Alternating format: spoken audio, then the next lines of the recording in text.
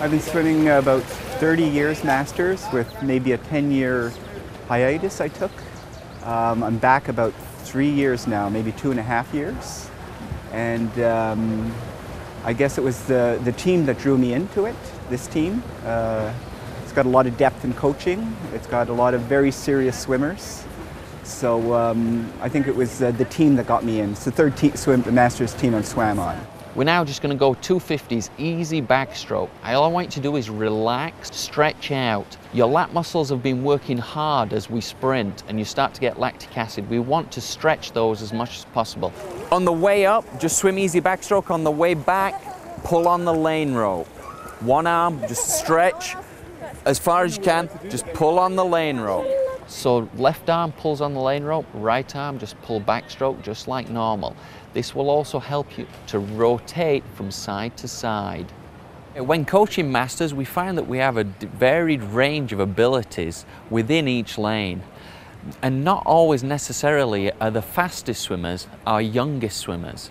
It's important when constructing your practice that your practice is challenging enough to push your fastest swimmers, but we also must realize that some of lesser able swimmers in the lane, they may either be recovering from injuries or they might not just be up to that level of fitness yet.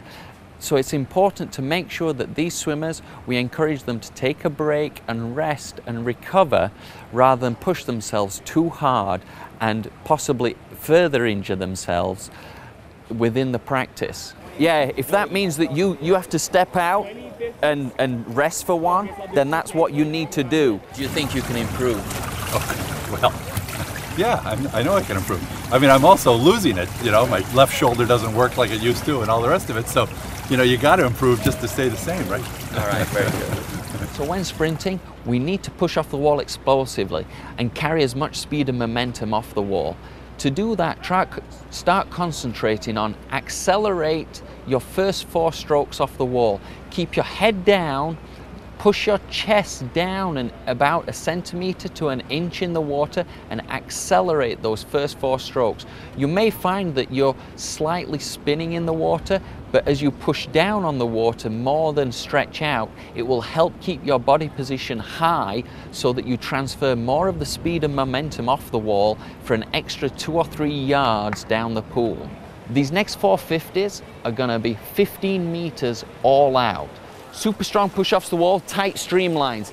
Keep your head down, don't breathe, and I want you to sprint for 15 meters. The remaining 35, just keep that head still. Don't get sloppy and move your head around. Keep your head still and just stretch out. Just slow your turnover down so that we keep that same good body position whether we swim fast or we swim slow.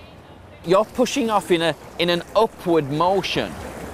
Well, the race is that way. It's not up towards the sky. So get your feet up higher.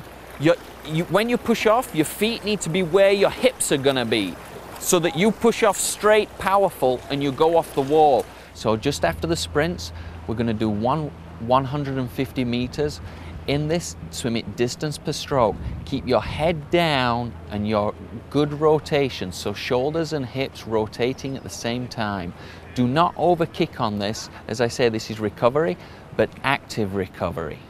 That's what we've been working on this whole practice, is power off the wall and body position so that you can transfer more of your speed and momentum down the lane so that your rate of decline or rate of deceleration is a lot less so that you maintain high speed further throughout each lap.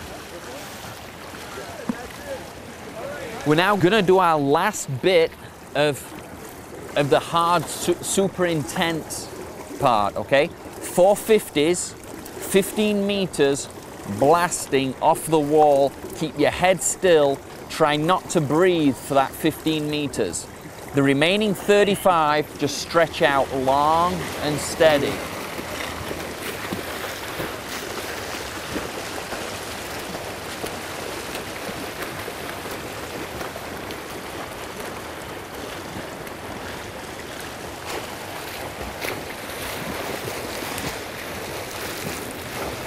He's kaput. I think he's kaput. Okay, your fly is good. The things that we have to work on are the turn, and as we were saying earlier, working on your core, getting your turn so that as your hands touch, your feet are already moving towards the wall, your knees are moving towards the wall, dragging your feet so that that turn is actually a faster rotation and your feet can get higher on the wall, so that then when you push off with higher feet, you'll push off at a steeper angle to go down and fly kicks to bring you up powerful to the surface. 50 fly was okay, but the turn is where we can improve. Right. Okay? Good job. For the ones who are staying in, we're going to go 4 100s IM. Numbers 1 and 3, you swim 30 meters fly and 30 meters free, 20 meters back and breast. Numbers 2 and 4, you swim 20 meters fly and free, 30 meters back and breast. You got it? That's 60 on the seconds, not 60 on the minutes. Now, Julia, where do you want to go? Do you want me to go? Here we go.